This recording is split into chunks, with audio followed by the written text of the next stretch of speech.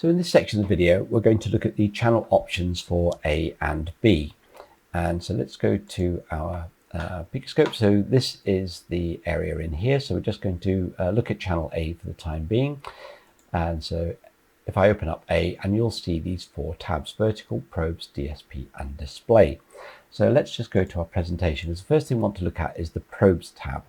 Now it's better if you look at the presentation on the TA386x1x10 scope probes, because it goes into a lot of detail about the probes that have been used, the settings that we're using, and what's the difference between ×1 and ×10. But I am using ×10 on my settings here. So the first thing I'm going to look at is the probes tab, and I'm going to set my probes to ×10.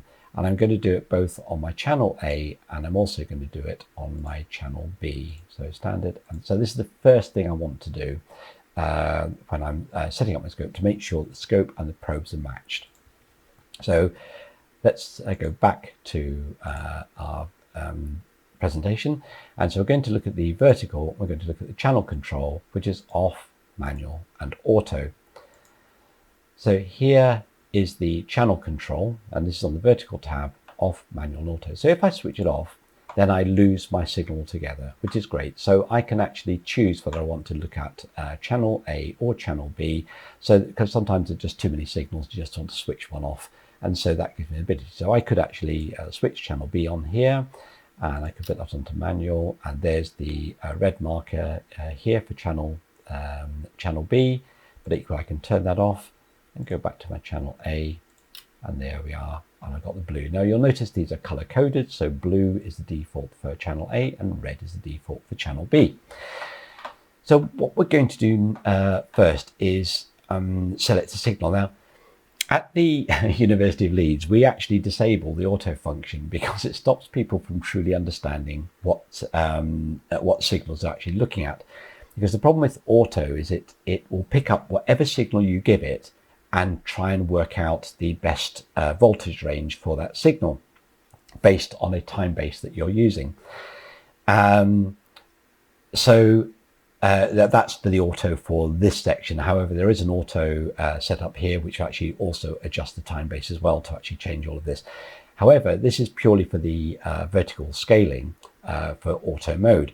So in general, we try and suggest to students they actually think about the signal they're actually going to monitor and adjust the scope accordingly. So in this case, I have a 1 kilohertz signal with 1 volt peak to peak with no offset. And so I'm going to switch that on.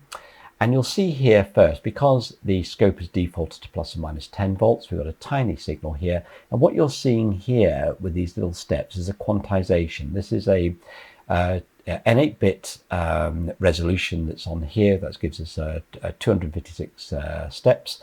And this is the quantization that you're seeing here. And this looks worse when it's actually, when the signal is very small like this, than it will do if I change my my vertical scale here.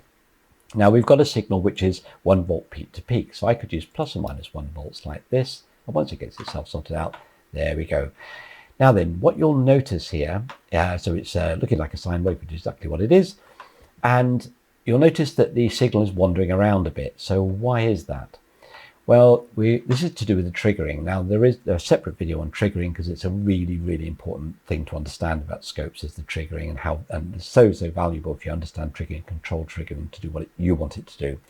So there are two ways of adjusting the triggering to get this signal stable. And the reason it's not stable is because the scope is looking for a trigger at 1 volt. The signal doesn't pass through 1 volt, therefore the scope can't capture the signal properly. And so it's not synced to the trigger. But if I touch on this trigger and left mouse and then pull it down, I can draw it into the area of my signal, and now you will see it's triggering regularly, and it's now stabilized the signal. So you can actually change that point there by actually going into the trigger menu here, which we'll discuss later on. But primarily this is another video, separate video. We can, in fact, actually what I might do is just show you now, just briefly. If I go into the trigger you'll now see that you can trigger on different types of edges, which I will go into in another video. But the most important thing here is the threshold. And you'll see now, because I've moved this icon to the 0 level, then it's actually showing me the 0 volts here. If I change this value, if I can change it here, for example, and I can change this to 0.2 volts, and enter, you'll now see it's changed the position to 0.2 volts, and the signal is now still triggering, which is great. But in general, if it's an AC signal, it's really good to set this up to 0, like that, and it'll capture and lock in place and therefore sync the waveform.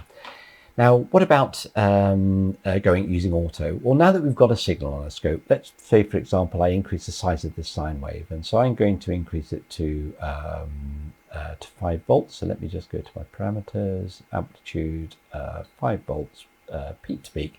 Now you will see that I've got a signal, and because this is in manual mode, it doesn't automatically change the scaling.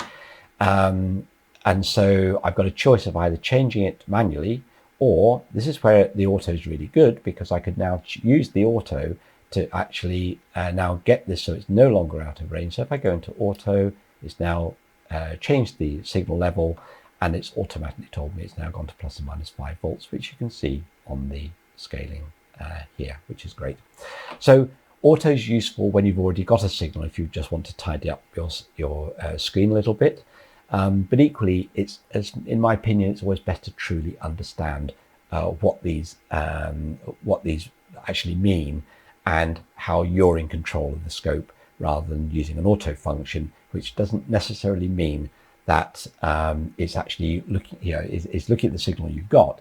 The thing is that you might think you've got a signal because the scope is showing something, but it could actually just be noise picked up from the mains, because you think you're looking at an AC signal, but it's actually not connected to anything. I've seen this. I've seen students do this.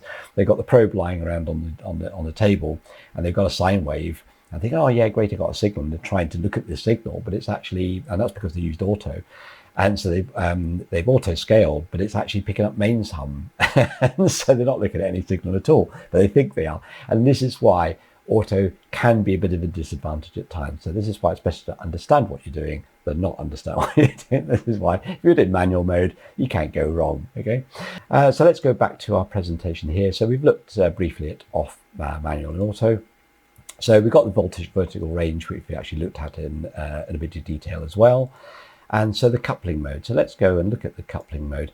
Now, the coupling mode, this is a subject in its own right anyway, so there will be a separate video on AC and DC coupling. But fundamentally, if you want to see a signal for what it is, with all its components, then put your scope to DC coupling, because it shows you exactly what you're seeing. Okay. Whereas if you go to AC coupling, it gets rid of all DC components. And therefore, if you're looking at a digital waveform and you've got it on AC coupling, you will not see what's really there. AC coupling is great for waveforms that are actually truly AC signals, and it gets rid of any DC component. But if you want to know what's really there, then always stick to DC coupling. So I would recommend the DC coupling, and this is one of the reasons why default is on DC coupling, but I will do a separate video on the couplings so that you fully understand what's going on there. Okay, so what about the let's go on to the next bit, which is the invert. So let's have a little look at that. So the invert, it's really hard. If I do invert on this, it doesn't really make a huge amount of sense. If I invert this signal, I can invert it, and you'll see it's sort of like change, but it's not really obvious what it's done. So I'm just going to put the invert off for the time being, and I'm going to change to my channel B, because I've got a different signal on channel B. So I'm going to turn this, I'm going to turn channel A off, and then go to channel B, and I'm going to put this into manual mode first, and I'm going to switch on channel B, and yes, wow, what's going on here? So there's two things about this. If I go to auto now, the auto is fixing the vertical range, but what it hasn't done is it hasn't changed the time base. Now this signal is at 1 megahertz. Now look at the signal at the moment. It's for 1 millisecond per division, which is great for a 1 kilohertz signal, but not very good for a 1 megahertz signal. So I'm going to go into the time base briefly here, and I'm going to change this to 1 microsecond, and now we can see our waveform. Now the triggering on this you'll see is sitting at 0 volts, and the reason it is actually triggering is because of the noise on this. And you see this this overshoot here, and the trigger circuit is picking up the overshoot, and it's actually locking the signal in place, which is convenient for what we're doing at the moment. So what I'm now going to do is go back into our channel B, and we're going to go and turn on the invert. So invert, when I switch this on, you will now see that rather than a signal going from 0 to 5 volts, it's now going from 0 to -5 volts. And invert is a really useful feature, not so much in digital circuitry, but it is very useful in analog circuitry when you're looking at sine waves, because it allows you to look at the phase shift in quite a lot of detail. When you might have an op-amp, for example, which is an inverting op-amp, but you want to look at how much the phase is shifted, and therefore by using the invert on an input on the output channel, then use invert, you can match two waveforms together to see what's going on. So it does have a lot of uses, but not very useful really on digital circuitry where you've got signals going from 0 to 5 volts. But I'm sure maybe some of you come across an example where, oh yeah, that's a really good thing to be able to do. But anyway, what I'm doing is demonstrating what the invert does. Okay, so I'm just going to turn the invert off here. Now, you can also apply a DC offset. Now, this signal I've got coming in here is a 0 to 5 volt signal, so a square wave, and the square wave's actually already got a 2.5 volt offset on it, and that's what allows it to wander around from 0 to 5 volts.